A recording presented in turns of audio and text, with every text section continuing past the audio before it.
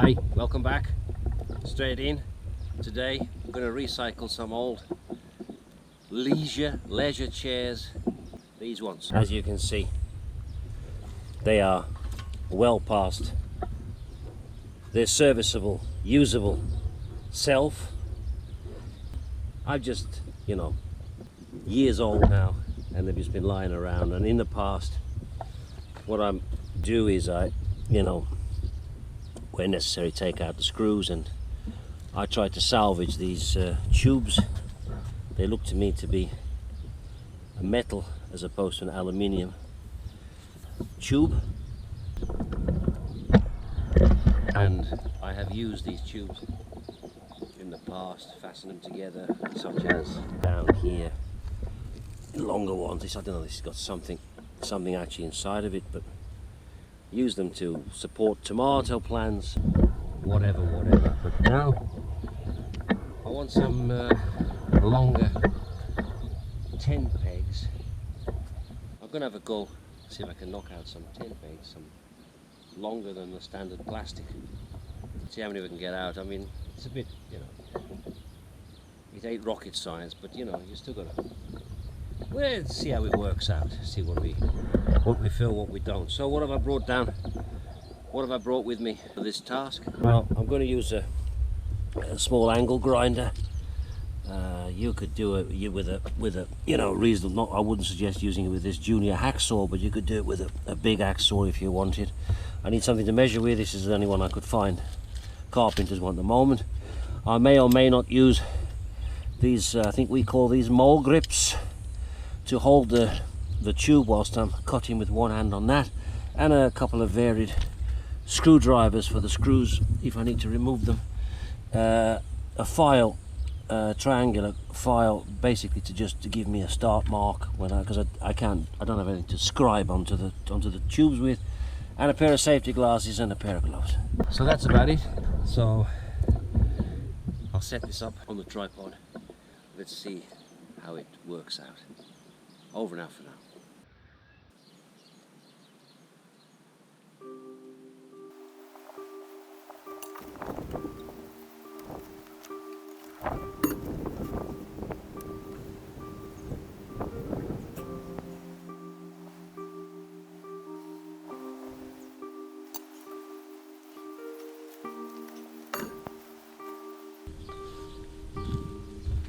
Okay, the rest of these are metal rivets, no screw fittings, so they need to be sliced off with the angle grinder. Excuse me. These are the two longest, obviously with a curve at the end. I don't want a bend in my tent peg, so I'll probably cut it off. Okay guys, we didn't dismantle it. Well, they're getting hot under this full sun. We didn't dismantle it right to the very end because there's no need. I just want to knock a couple of these out. So these particular parts, they will. Okay, let's just get some. They really are hot to the touch. So let's get a glove on. There, I did go and get a proper metal tape measure from down at my camp, which you haven't seen yet. These are measuring at about 58 centimeters, and they'll naturally shouldn't do that. That's how you lose the end. Sorry. I'm going to cut it where this central hole is at an angle. That's going to be the part of the peg that goes into the ground, and then I'm going to use these holes at the end, which are only a few millimeters away from the end, so I need to be careful. I'm going to slice into it down vertically, and then I'm going to put a bit of an angle which will give me my tie-off point. So, action speaks louder than words. Let's see how we get on. I think it's okay.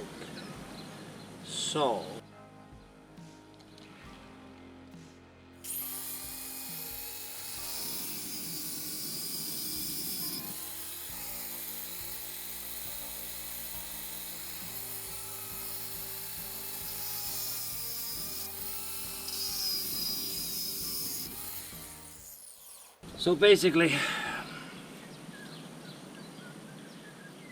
we end up with some resemblance of a peg from the IPK, the Individual Protection Kit for Nuclear and Biological Warfare. For me it's just a tubular tent peg, which I don't know how it'll be weight wise, but I don't need many of them. But I need some good pegs. The ground is getting harder here now. We've had some torrential downpours for the last few weeks, and now it's going to go really, really hot. It's going to be prolonged heat up into the 40s, I guess, now. And I understand that my plastic pegs either won't penetrate or they're not holding. And I don't know, is that the will or the actual materials to make wooden pegs when we're out in the field. So anyway, I'm waffling on. I've done 3, I'm going to do another one off camera. And then I'm going to go and hammer them in and see how they fare. Okay, I moved into the shade of the walnut tree. It's just too hot in the full sun. Oh, Maucho. Well, a couple of things. I went off camera for quite a bit, break. I don't know why it is when you're on camera, when you're filming, you don't have a script. You tend to, or I do anyway, to not think clearly. So anyway, this is what I came up with on my first attempt, because I wanted to cut near that hole. And then I actually went down to my camp down there, which you haven't seen yet, and I did hammer one of these in. And of course this did start to bend down a bit, because it's... And then I thought, after the break, I thought, why you need to cut it so close to the end? So the test, they'll still be okay. But I came up with this, which I'm very happy with.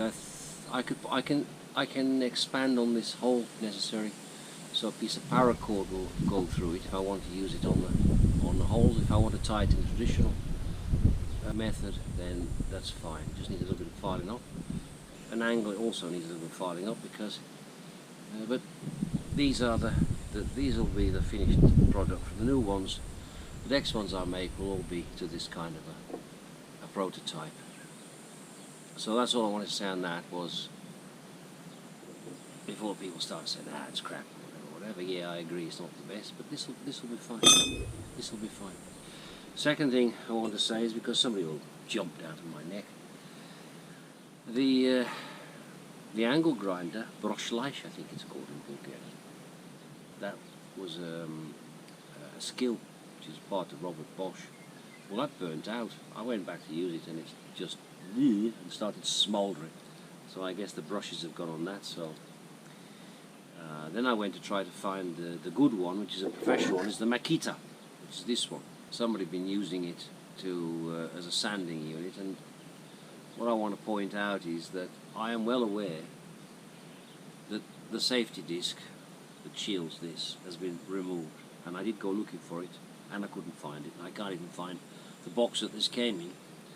So both on the skill angle grinder and this grinder, neither of them had the safety guard on. They'd been removed. So before you leap all over me, I know that it's personal choice, but I didn't remove them because other people use my tools. Timo used my tools, Yivko uses my tools, and I might pay for them, but I'm not always the main user of them. When I come to use this, I couldn't find, I've had to kind of do a Heath Robinson, because I couldn't find this particular part. That's probably the safety guard, and I couldn't find it. I can't even find the box it came in. So basically that's it. That's the safety and health and safety parts. The first effort leading to the second effort, which I'm quite pleased with, and now I know. Now I kind of, we say, a shablon, a pattern. I'll knock these out. I mean, I only used 2 pieces of, or 3 pieces of that leg, of that tube. I only used 3 pieces, and there's loads of it, so I just wanted to get it right. So that's it. As I say, thanks for watching. Keep safe. Thank you for subscribing. It's hopefully we'll get back into uploading. We filmed loads of stuff, we just didn't upload it for different reasons. This pandemic, whatever. So it's now maybe time to start to step up again, and that's why I wanted to make a quite simple film. As you see that I'm still alive. Let's get some camping and some stuff done. Let's just enjoy it. I mean, there's no pressure. Just you enjoy it, or you don't enjoy it. Sometimes I wish I was a well looked after dog. Okay, over now for now. Ciao.